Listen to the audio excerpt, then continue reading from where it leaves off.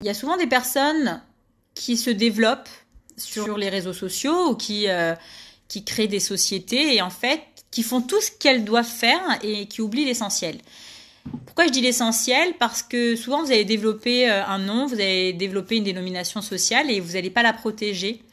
Et si vous protégez pas votre marque, si vous protégez pas en fait le fruit de votre travail, eh bien demain quelqu'un pourra utiliser votre marque sans que vous le sachiez déjà, et puis surtout, il pourra déposer votre marque et vous empêcher d'utiliser. On peut faire annuler des dépôts de marque s'il y a une fraude, ça veut dire si la personne savait que vous étiez le propriétaire, si en plus vous l'utilisiez et qu'elle a tout fait pour vous empêcher d'utiliser.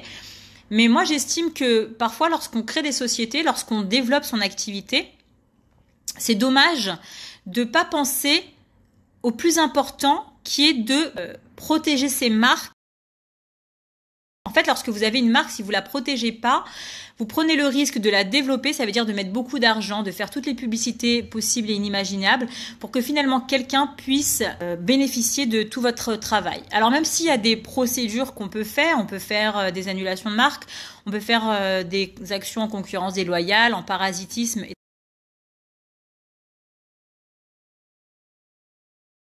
Pourquoi dépenser de l'énergie? Pourquoi dépenser de l'argent en avocat? Pourquoi faire des procédures lorsque vous pouvez vous protéger tout de suite? En fait, le problème, c'est que quand on commence, il est certes vrai qu'on n'a pas forcément beaucoup d'argent à mettre en avocat. Le problème, c'est que ces petites économies, parfois, elles peuvent vous coûter extrêmement cher. Il y a quelqu'un qui est venu me voir récemment, qui a développé en fait un compte Instagram avec des millions d'abonnés. Et en fait, elle en a parlé lors d'un salon. Et quelqu'un s'est rendu compte de l'intérêt de la marque qu'elle avait développée, s'est rendu compte qu'elle n'avait pas déposé sa marque et a décidé de le déposer à sa place. Du coup, la personne ne peut plus utiliser cette marque-là. Et en fait, tout ce qu'elle a, en fait, la personne qui a vraiment déposé, elle peut même l'empêcher de l'utiliser et à son tour l'attaquer en contrefaçon. Alors bien évidemment, comme j'expliquais, on a toujours des défenses par rapport à ce genre d'attaque.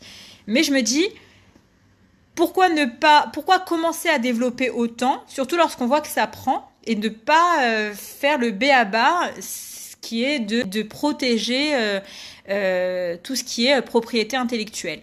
Donc ça, c'est la première chose. La deuxième chose, c'est que lorsque vous créez des sociétés, on a tendance à aller prendre des statuts qui sont sur Internet.